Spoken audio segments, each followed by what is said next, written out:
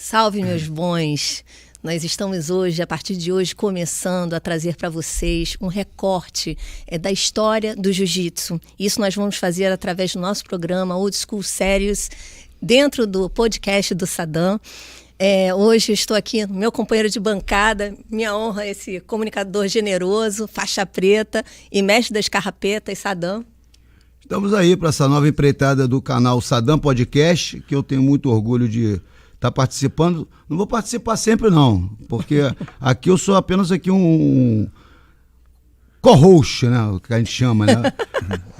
Quando eu apresento o meu Saddam Podcast, o co-host fica do meu lado. Aqui a apresentadora é você, Aninha, que está debutando aqui em frente à latinha, né? Semana passada eu fiz 34 anos de rádio e estamos aqui na condição de faixa preta, uma pessoa que continua dentro do jiu-jitsu até hoje, dando aula, etc.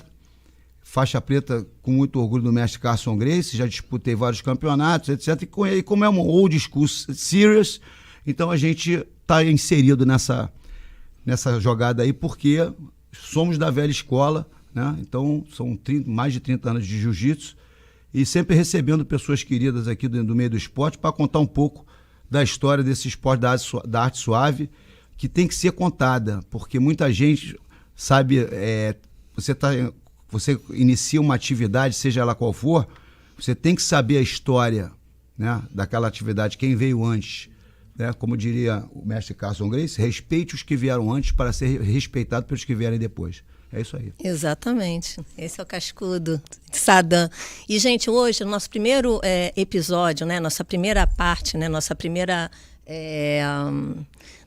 temporada, nós vamos falar sobre a equipe Carson Gracie, do grande mestre Carson Gracie, que é o mestre do Saddam e é o mestre do nosso convidado de hoje, esse carioca, filho do seu Paulo e Dona Gilda, que foi criado dentro das areias da Zona Sul do Rio de Janeiro, que nasceu como Marcelo Patti, mas nós, no mundo da luta, conhecemos mais como Marcelo Playmobil. Muito bom dia, Play, muito obrigado pela sua vinda aqui no nosso programa.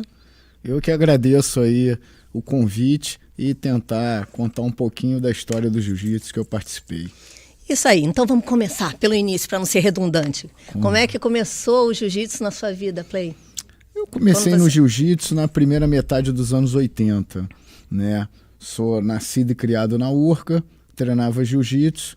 Quando eu estava com essa idade aí, mais ou menos dos 11, 12 anos, fiquei meio de saco cheio do judô. E aí comecei a ver, vamos migrar, o que eu iria fazer. Estava naquela época também explodindo o boxe tailandês, né? Vou pro boxe tailandês, vou pro taekwondo também, que estava num momento bom, mas por intermédio de um amigo do meu pai, acabou me levando para a academia do Carson. Do Carson, então o Carson foi seu primeiro professor desde o início. Você tinha 13 anos, certo? Aproximadamente, 12 para 13 anos. Você ganhou todas as faixas dele? Diretamente eu já cheguei lá. Que eu posso te dizer até para os convidados, enfim, academia do Carson, você era eternamente testado. No primeiro dia que eu cheguei lá, né, numa aula de crianças, assim, né, dessa faixa de 10, 12, 14 anos, o Carson já me olhou, você é do judô? Já parou o treino, já chamou um garoto lá, então faz um treino em pé com ele aqui. Então, a tua chegada já era assim. Já existia seleção natural desde da equipe de base, né? Desde as crianças. Aquela academia, eu posso te afirmar que era um grande moedor de carne, vamos dizer assim, um processo seletivo da vida. O cara que conseguiu passar por todas as etapas se tornou vencedor da vida, porque ali você foi forjado, entendeu? Entendi. Você teve muitos companheiros de equipe, né? Você poderia pontuar alguns e qual foi deles o seu treino mais duro?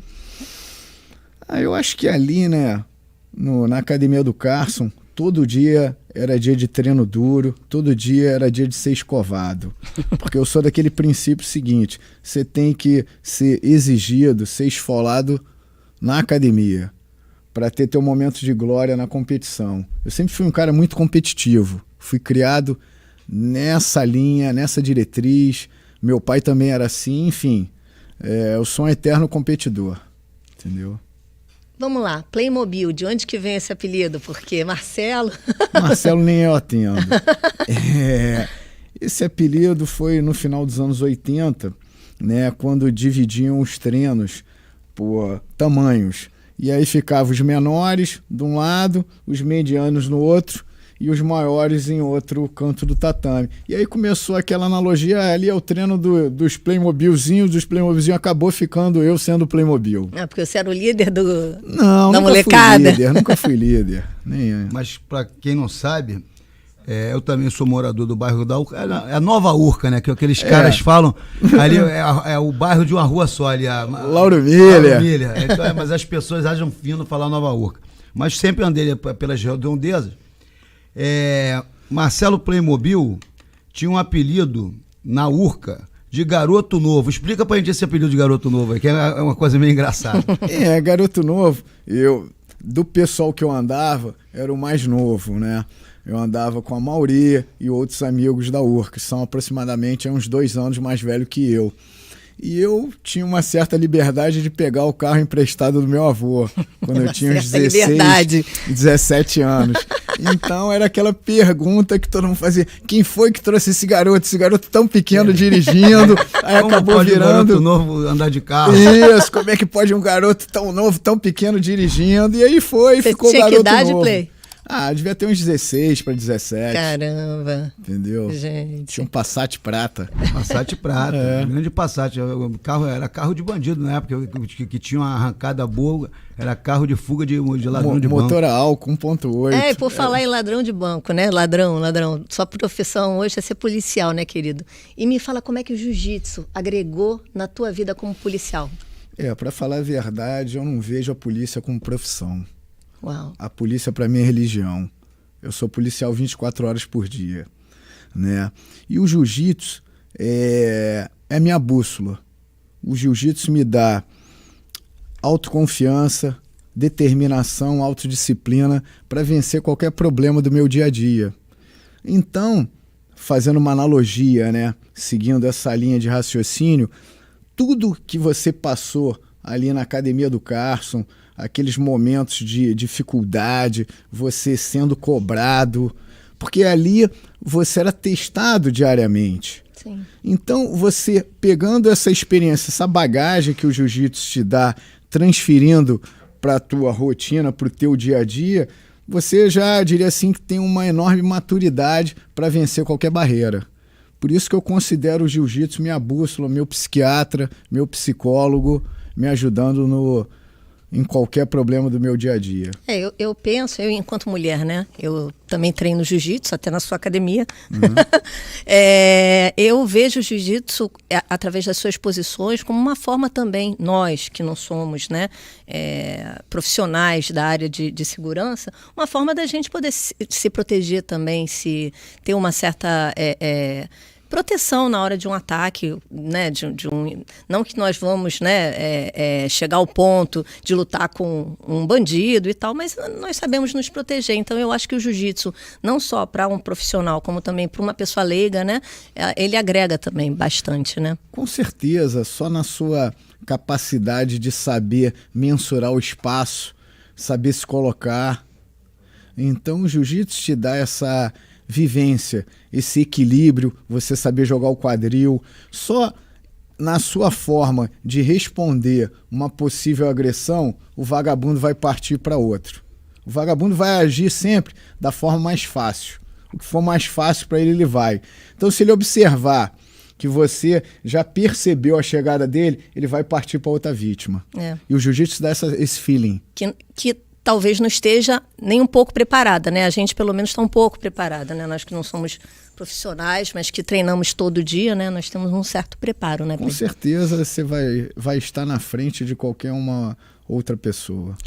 E vamos lá, qual é o diferencial da escola Carson Gracie que você vê? Eu que vivi lá, né? Essa outra realidade, a gente foi forjado ali para ser competidor.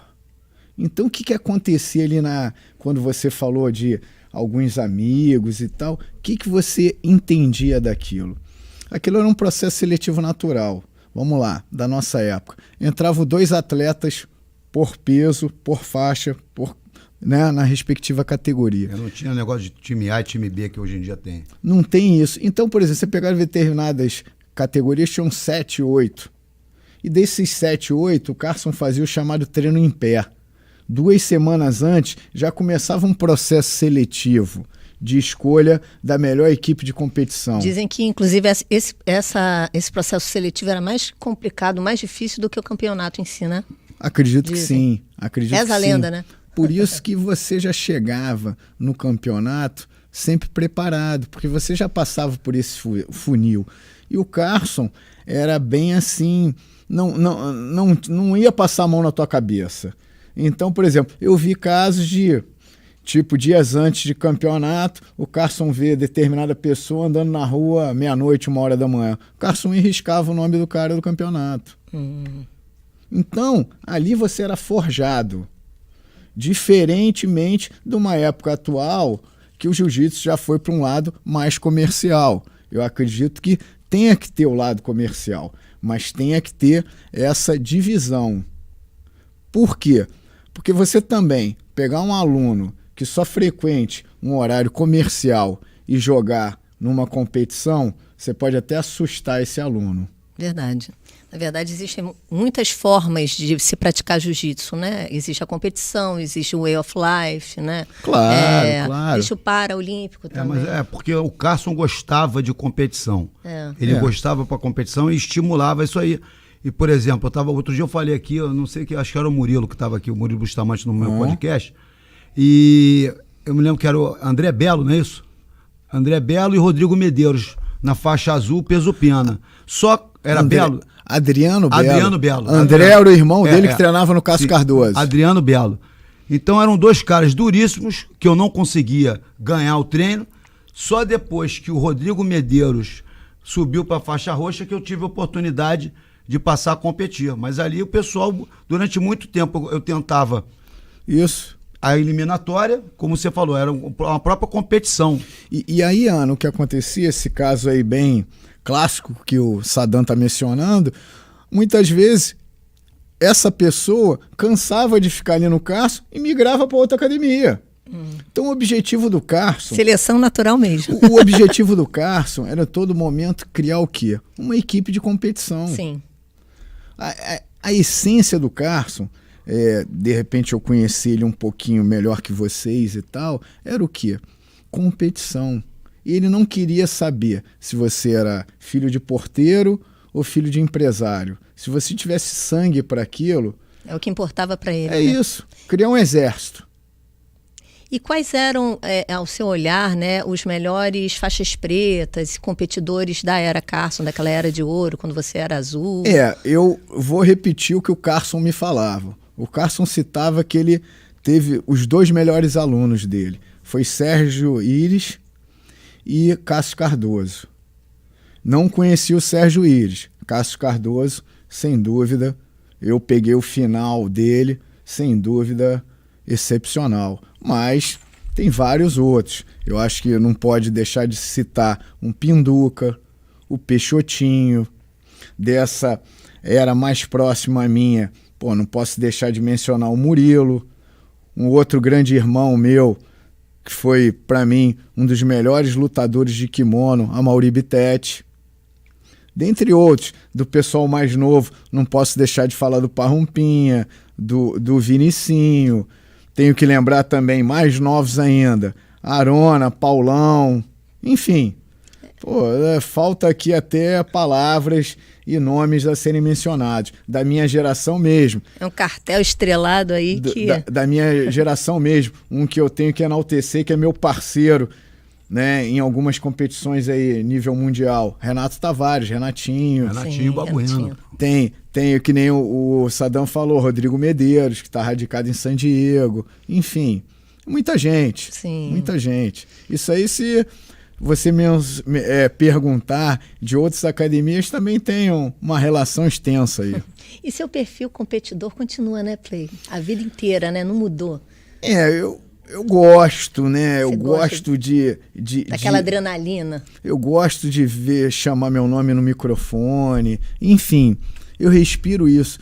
Porque, como eu te falei, o jiu-jitsu para mim é meu psiquiatra, minha válvula de escape. Sim. Então eu me sinto bem. Eu sou um cara, Ana, muito voltado para a prática. Sim. Né? Tem até aquele provérbio: é muito melhor você aprender com quem foi ou está na guerra do que alguém que leu sobre ela. Verdade. Não é isso? Então, eu gosto da competição. Eu gosto de estar ali. E eu acho que nada mais justo, né? Como vocês perguntaram aí dessa expansão, falaram dessa expansão do jiu-jitsu. Em qualquer profissão vai ter um bom profissional e um péssimo profissional. Sim. Em qualquer lugar vai ter isso. Só que quem for procurar tem que ter esse bom senso, esse discernimento. Por quê? Eu sou um cara que visualiza a prática. Então, por exemplo, vou treinar numa academia. Eu quero chegar lá, meu objetivo é ser campeão brasileiro. Eu tenho que chegar lá na academia e olhar para o lado, ter vários campeões brasileiros. Senão, tem alguma coisa de errado. Eu não, tô treinando, não alcançou o objetivo do que você queria para o jiu-jitsu, para a sua vida. Exatamente. Claro, eu acho que você tem que escolher um rumo certo, procurar um lugar certo para atender a tua expectativa, Ana. Entendeu? E por falar em campeonato brasileiro, ontem o senhor sagrou campeão brasileiro. Parabéns, Play. Obrigado. Mais uma vez, dentro do seu... Eu sendo bem transparente com vocês, né? Eu encaro um campeonato desse como um projeto. Certo. Né? Eu fiz faculdade de engenharia, tenho essa base matemática, essa organização dentro de mim. Então, eu vejo tudo como um projeto. Desde perder peso...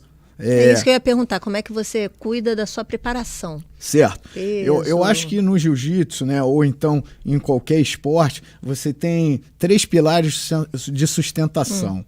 Primeiro, a parte de treinamento. Você divide esse treinamento físico e o treinamento específico, no caso do jiu-jitsu. Segundo pilar, alimentação e suplementação. E o terceiro, que eu julgo mais importante hoje, devido à minha idade, ao cansaço, é o repouso. Eu hoje entendo melhor o meu corpo. Tem dia que eu acordo e estou cansado, não vou treinar, não vou malhar. Ou então, substituo essa atividade. Em vez de treinar um treino duro, vou treinar com faixa branca, com faixa azul. Que, de repente, você tornar esse treino inteligente para você. De repente, eu treinando contigo, vou fazer posições que eu não farei no Saddam. Sim. Então, você tornar o treino útil para você. Interessante, Play. Então, quer dizer, na verdade, você foi adaptando o teu corpo à passagem do tempo, né? Porque isso, sem dúvida. Você nasceu no período, né? No ano em que o Brasil foi tricampeão mundial da Copa do Mundo, né? A gente não precisa falar qual é o Saddam deve saber. Vai entregar aí a idade dele, Saddam? Não, todo mundo sabe. Você já deu a dica? Porra. Então, eu não guardo dinheiro, vou guardar segredo, né, Saddam? Eu nasci no ano de Woodstock. Então, enfim, você foi adaptando o teu corpo às mudanças do tempo e foi a ponto de ontem você tá continuando em alta performance, ganhando o campeonato brasileiro. Você chegou a me falar, Play, que você teve 2 fases competidoras na sua vida. Uma primeira e uma segunda. Você explica um pouquinho pra gente sobre isso? Eu tava lembrando aí, né? Eu acredito que meu campeonato... Acredito não, tenho certeza que meu primeiro campeonato de jiu-jitsu foi em 1984. Então eu tive essa época de lutar a Liga Niteroense de Jiu-Jitsu, que era a liga mais importante do momento, que a gente lutava no Canto do Rio, em Niterói, no Fonseca, lutei naqueles colégios ali, Abel, Salesiano, enfim, naquela região de Niterói. Tinham alguns campeonatos que eram organizados no Melo Tênis Clube. Na Vila da Penha, né? Na Vila da Penha. Enfim, o jiu-jitsu era isso. Essa primeira etapa foi até 1900 e quanto, mais ou menos? Eu fiquei nessa batida, mais ou menos de 84 a uns 99, assim. Certo. Né? E aí, nessa época, segunda metade dos anos 90, eu já estava formado e tal, já tinha que trabalhar, já tinha que me virar. Então, dei essa parada, né? Até uma forma de contribuir para o jiu-jitsu. Eu fiquei arbitrando de 98 a 2003. arbitrei vários campeonatos brasileiros, vários campeonatos mundiais, enfim. E aí dei uma parada, fiz o meu concurso público em 2004, né? Dei uma sumida novamente do jiu-jitsu, ressurgindo aí, até agradeço muito ao meu irmão Soca, que o primeiro campeonato mundial Master foi em 2012. Ele me ligou, ele já estava radicado, sei lá, uns 12 anos em Nova York. Pô, Play, vem pra cá, vamos treinar, vai ter o primeiro Mundial Master, vamos com tudo, vamos com tudo. E acendeu uma chama novamente. Eu já estava... Na competição. Eu já estava sem lutar aí mais de 10 anos, né? Enfim. E aí fui nessa, ligou a chama de novo, tô nessa batida direto, de 2012 até hoje. Mais 10 anos competindo aí. Caramba. E aproveitando que o Play falou do Soca, nosso amigo, o grande Soca, tá em Nova York, não é isso? Tá em Long Island. Então, um abraço pro meu amigo Soca. O Carson, né, tinha aquele negócio de Creonte, não sei, aquela rivalidade braba de academia, etc. E o Play, tanto o Play quanto eu, e foi até através do Play, né, que a gente tinha uma amizade e até meio que andava junto com o pessoal da Gracie Barra, que era uma coisa quase proibida. Entre eles o Soca, nosso amigo Draculino, gordinho. Gordo. Ou seja, o Play foi uma das primeiras pessoas a romper com essa coisa de o Creonte não pode andar junto, que não sei o que lá. Precursor dessa troca que a gente muito, tem. Né? Sofri muito. Sofreu. Ali que aconteceu, Ana. Essa minha geração não tinha muita gente no Carson da minha idade. Era o pessoal mais velho, né? Bebel, Murilo, Libório, e um pessoal mais novo. E nessa época, final dos anos 80, início dos anos 90, a Barra da Tijuca se resumia àquele início ali, que hoje se tornou Jardim Oceânico, né? Então era uma vilazinha, né, quase. Um local que estava tendo muitas festas e tal. Então, eu tive essa oportunidade de conhecê-los nos campeonatos de jiu-jitsu e começou aquela amizade. Pô, vai ter uma festa lá sábado, não quer vir, não? Daqui a pouco eu tava indo todo final de semana, sexta-feira e voltando no domingo. E aí o Carson não sabia disso? Ele não ligava? No vivia falando, Creonte, Playmobil, tô de olho em você. Só que se transformou numa situação super saudável, entendeu? Foi unindo, e eu acho que um grande marco que foi justamente nessa mesma época, foi o Vale Tudo de 91. É isso que eu ia te perguntar. Lá no Grajaú. Que foi todo mundo treinar no Carson. Eu estava lutando. Até, inclusive, eu fui campeão dessa competição que houve a invasão do pessoal da luta Copa livre. Nastra.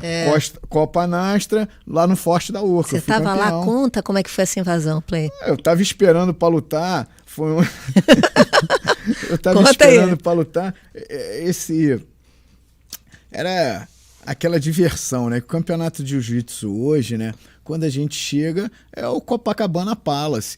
Tem o teu tatame determinado, teu horário que você vai lutar, tudo a perfeição total. Naquela época você lutava a primeira luta às 9 da manhã, a segunda às 14 horas, a terceira 16 horas, a última luta de 20 horas. Não, eu estava falando outro dia aqui quando o Murilo veio, que teve um Atlântico Sul que foi lá na Fisilabor, você lembra? Aí...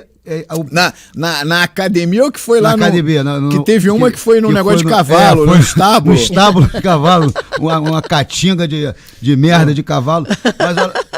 Mas antes foi na Fisilabor. E o mestre Paquetá, ele fazia aquela filmagem, que era de VHS antiga, e tinha o horário, tinha a hora embaixo. Então, eu fui lutar com o Marcinho Feitosa, semifinal na faixa roxa, categoria pena, acho que foi uma das últimas vezes que eu consegui pesar pena. Eram 2h45 da manhã. Que isso, caramba. Outra passagem que estão falando de campeonato, só para vocês entenderem o que era o estilo Carson Gracie. Eu fui para um campeonato, a primeira luta eu acho que eu lutei, se eu não me engano, com alguém lá do Jacaré. Ganhei a luta, mas fiquei por cima e tal, não consegui passar a guarda do cara. Já saí da luta, o Carson, que isso? Tá mole, não tá te entendendo. Aí segunda luta... acho que eu finalizei o cara no Mata-Leão. A terceira luta, peguei o cara num relógio. E a final, fiz uma luta ruim, fiquei em pé, aquele jogo, um dando cabeçada no outro, perdi. A final. Aí o Cássio me chama no canto, o que houve? Tá inseguro? O que tá acontecendo e tal? Aí eu falei, não, Cássio, porra, até que não tá tão ruim. Eu ganhei a medalha de prata.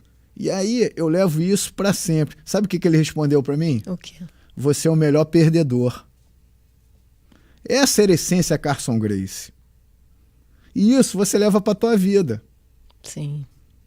Eu acho que a disputa mais, diria assim, acirrada que se assemelha ao jiu-jitsu para mim, é um concurso público. Sim. Sabe por quê? Muitas vezes num concurso você está estudando há 3, 4 anos e você vai definir a tua vida naquelas 4 horas em frente a um pedaço de papel.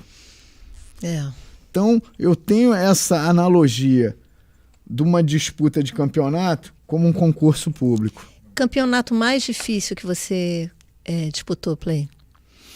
Eu acho que todo campeonato é muito difícil. Mas tem algum que você lembra? Sabe por quê, Ana? Porque é o seguinte, todos eu levo uma enorme responsabilidade. Entendeu? Tipo assim, a minha tensão de eu não posso perder, eu não posso errar. Entendeu? Entendi. Assim, essa cobrança. Não sei se é certo ou errado, né? Mas, enfim, eu sempre levo essa cobrança. Eu não posso errar, não posso falhar. Entendeu? Agora eu vou te fazer uma pergunta. Faça. Quando é que você vai competir, Ana? Ô, pai! Tô falando de competição aqui. Quero ver quando Master 5! Quero ver quando a senhora vai botar o corpo para jogo. Então, eu ia competir esse brasileiro, né? Ah, é? Eu ia, né? Mas acabou, eu não consegui me preparar, não consegui esse pilar da preparação que o Play falou, inclusive que ele passou para mim. Mas eu tô com esse projeto. Vamos ver se esse ano acontece, já que eu sou Carson Gracie, né? Eu não deveria falar isso no ar, porque jornalista não deve se envolver, mas a realidade é que a gente, já que o próprio Saddam se alcunhou, né, como faixa preta do mestre Carson, que ele é, eu sou uma faixa azul da Carson Gracie Leme, onde o Play é um dos professores, né? Muita honra. Eu espero poder carregar, né, o pano do mestre Carson com muito orgulho. Não, Ana, o que você tem que levar como dever de casa é isso. Tem que se preparar. Por quê? É o que eu falo. Não dá pra ir crua, né?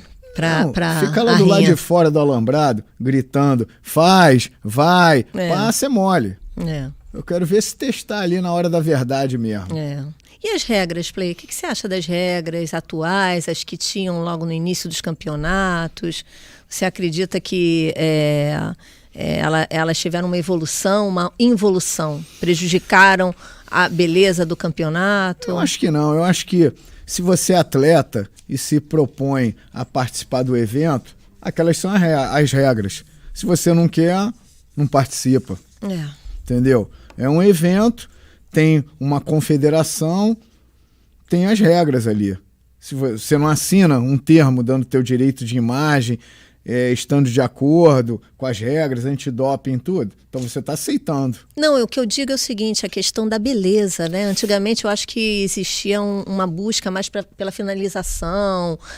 O Carson mesmo tinha esse olhar finalizador, né? O que eu acho é o seguinte, Ana, eu vou falar de mim. Eu sempre fui um soldado naquele exército. Eu nunca fui um cara super talentoso. Eu sou, como tudo vai na minha vida, é o quê? Um feijão com arroz com tempero. Já na minha atividade profissional, eu aprendi a melhorar essa frase, que é brilhantismo no simples. Você fazendo um feijão com arroz bem feito, vai se tornar eficaz. Certo. E há uma grande diferença entre eficiência e eficácia. Então, às vezes você pode ser eficiente e não é eficaz. Meu objetivo é sempre o quê? A eficácia. Sim. Que é o resultado final de um projeto. Então... Se é a finalização ou se é por pontuação... É isso. Entendeu? E tipo assim, hoje se tornou um esporte.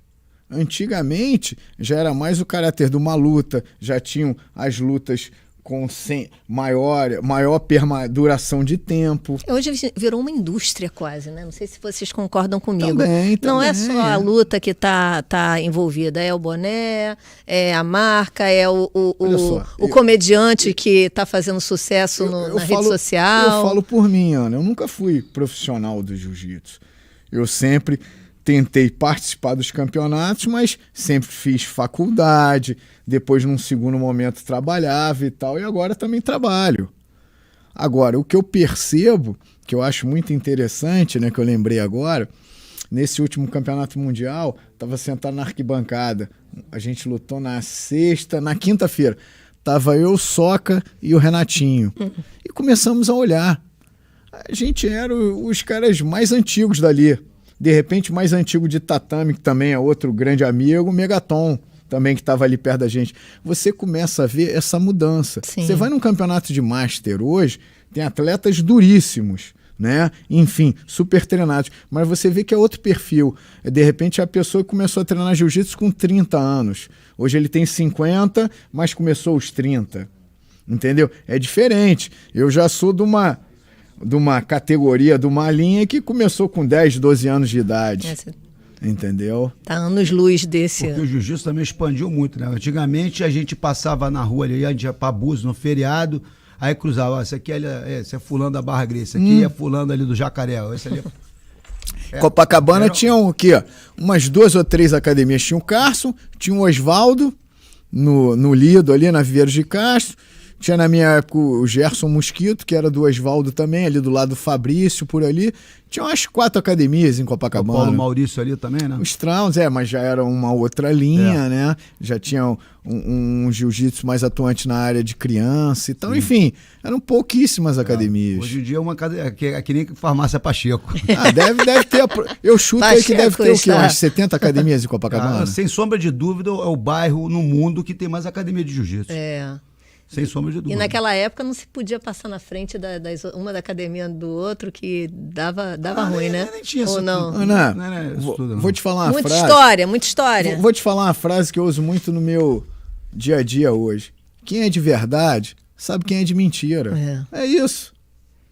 Bom, se você é um cara que é respeitado e respeita os outros, você vai andar com a cabeça erguida, onde você for.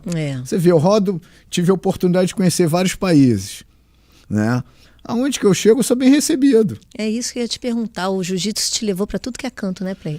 Levou para China, bastante. Japão, tudo para lutar, né? A DCC. Conheci muita coisa. E você acha que você, se não fosse o jiu-jitsu, você se jogaria nessas viagens, né? Porque você ia para competir, né? E a partir de então você começou a virar um viajante também, certo? E depois, nesse segundo momento, né? Quando meus amigos, meus irmãos de tatame começaram a ir pro Pride, Ultimate, eu comecei a ir acompanhando-os, porque nessa época não tinha peso magrinho nem nada.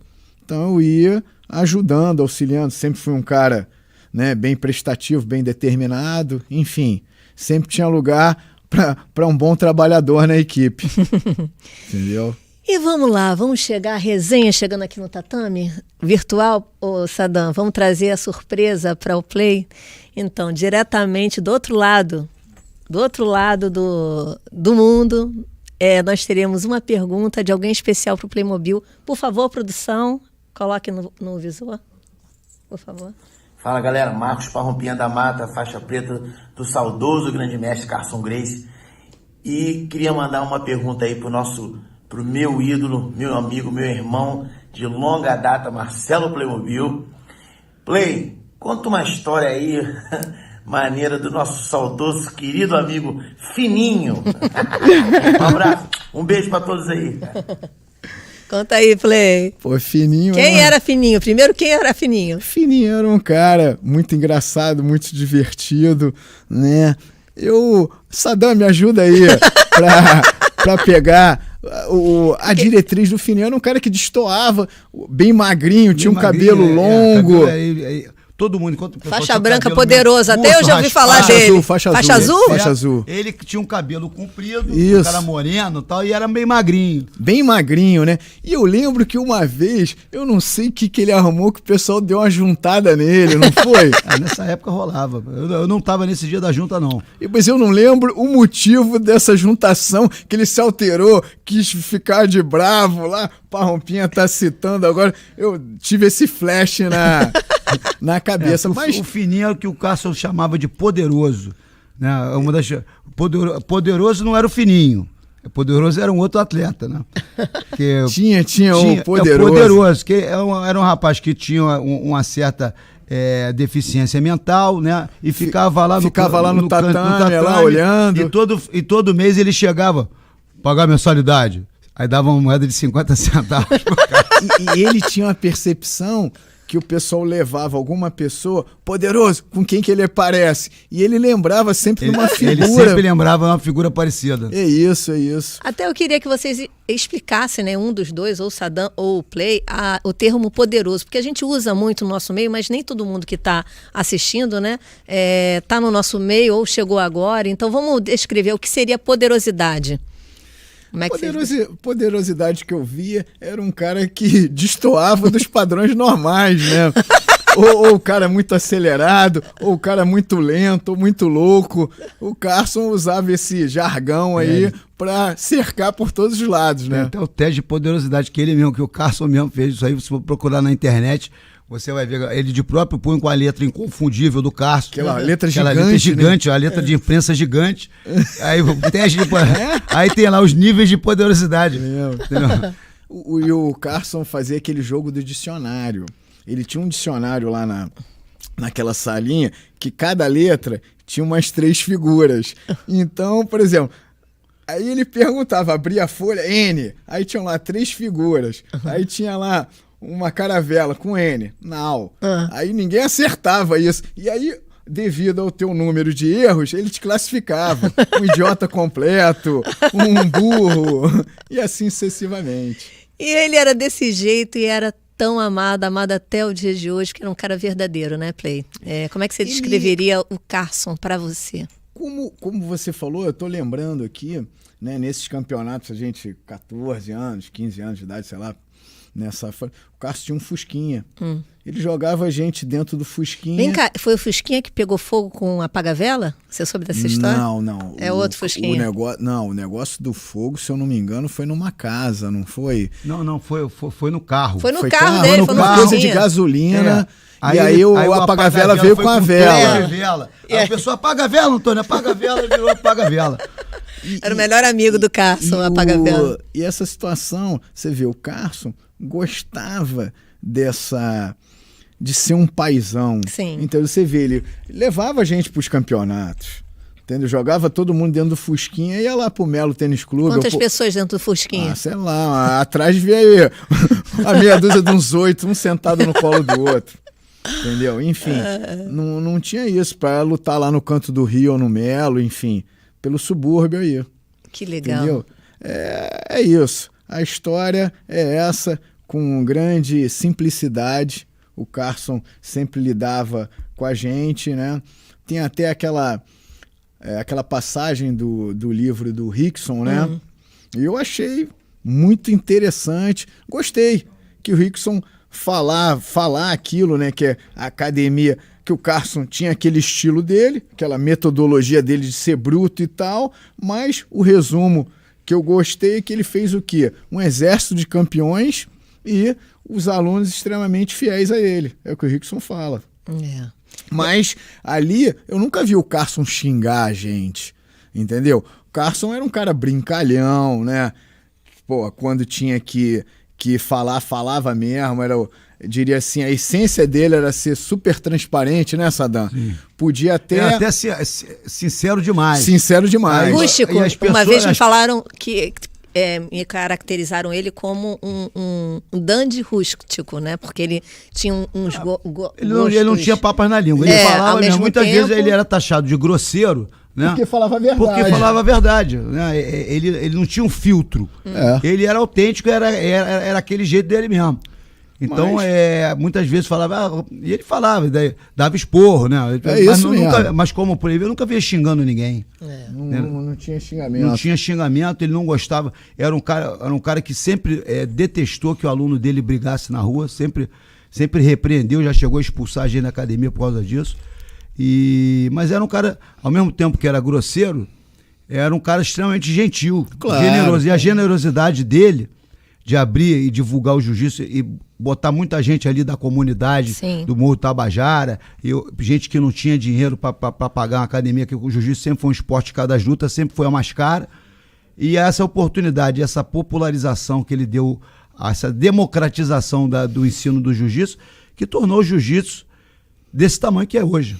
Ele, o que você falou, ele popularizou o jiu-jitsu. Porque, Ana, ele não queria saber se você era rico ou pobre. Eu aprendi isso. Para mim, o ambiente mais transparente é o tatame.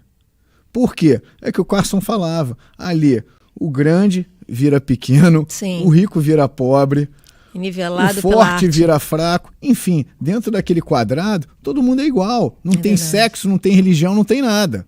Verdade. Tudo acontece ali e fica ali. É verdade. Entendeu? Isso que você falou, Sadam, sobre ele não gostar do pessoal brigar na rua, eu me lembrei do teu podcast com o Beto Tatu.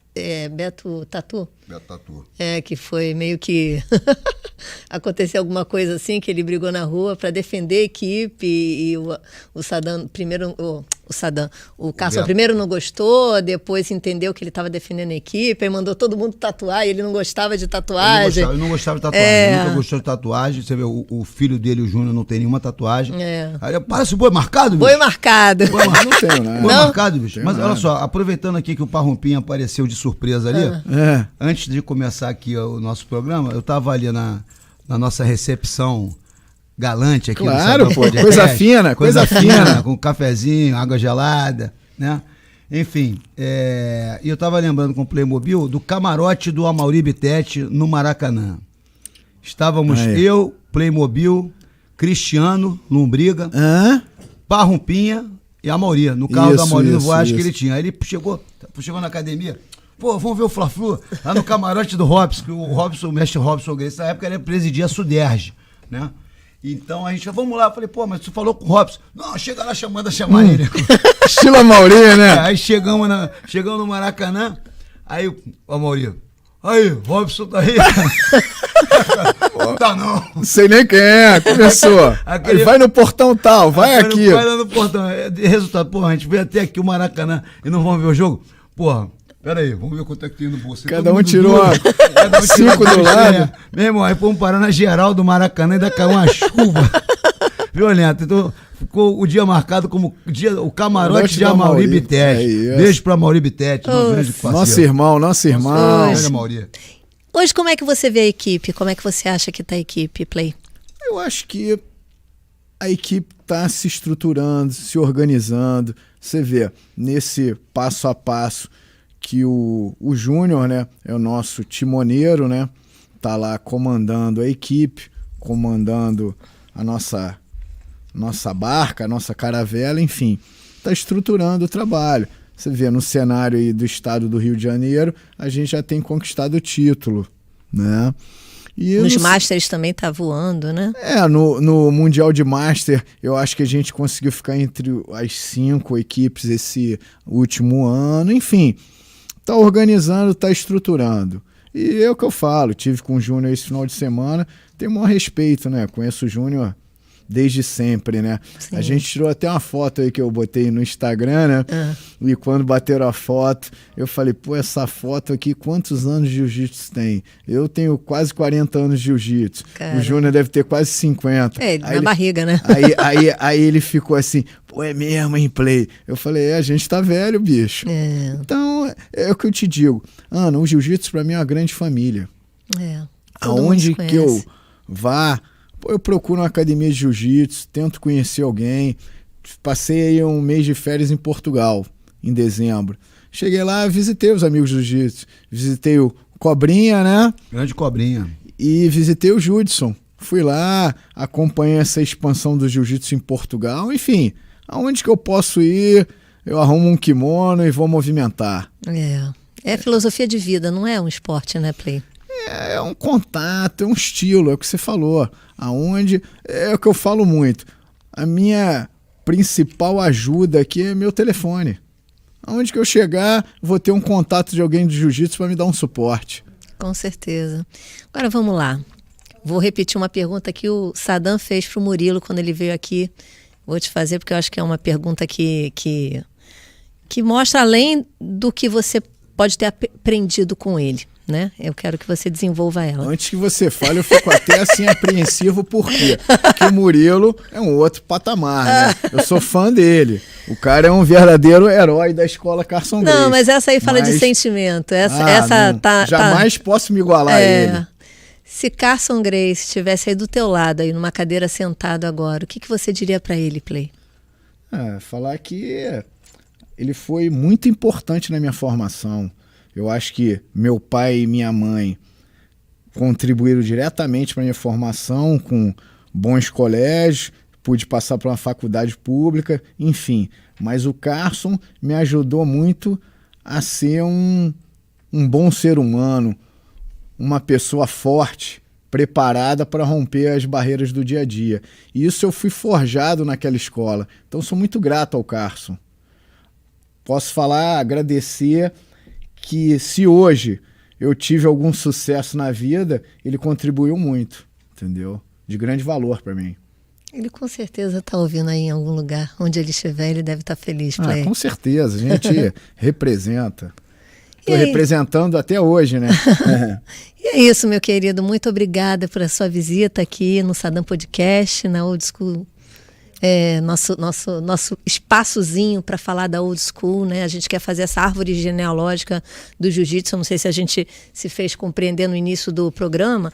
A ideia é trazer a história, os grandes elementos, né, que fizeram parte de cada uma das academias que hoje são estreladas no nosso mundo dentro do jiu-jitsu. Inclusive, pessoas que estavam lá no presente desde lá no início, do início das federações, das confederações, e trazer para a nossa resenha aqui virtual. Essa primeira temporada é da Carson Gracie e nosso primeiro convidado é você, Play. Muito obrigado pela sua vinda aqui conosco. Sadam, muito obrigado. Só lembrando, Ana, para o pessoal que está assistindo, né, esse episódio, para não deixar de se inscrever no nosso canal do Sadam Podcast, porque toda vez que a gente entrar com um vídeo novo, a pessoa chega ali, você aciona o sininho. Para que é o sininho? Para o Sadam bater na sua porta com o carnê do baú? Não, é para você ser avisado toda vez que tivermos um vídeo novo no nosso canal, quando entrarmos ao vivo. Então você se inscreve lá no Sadam Podcast e segue a gente também nas redes sociais, Sadam Podcast, Instagram, Facebook. É isso. É isso aí, gente. Muito obrigada, Play. Eu que agradeço a oportunidade de poder contar um pouquinho da história que eu vivi, porque, como eu falei, eu acho que você tem que contar a história que você viveu, não é contar a história que você ouviu. Isso eu bato muito, né? Que hoje o que mais tem é atleta da internet, enfim, cheio de farsante, mas como eu te falei já, né? Quem é de verdade sabe quem é de mentira. É verdade, é verdade. E vamos vivendo e o negócio é estar sempre sorrindo, feliz e contente. Isso aí. É isso aí, meu bom. Muito obrigada, gente. Obrigada pela assistência qualificada e até a semana que vem. Valeu!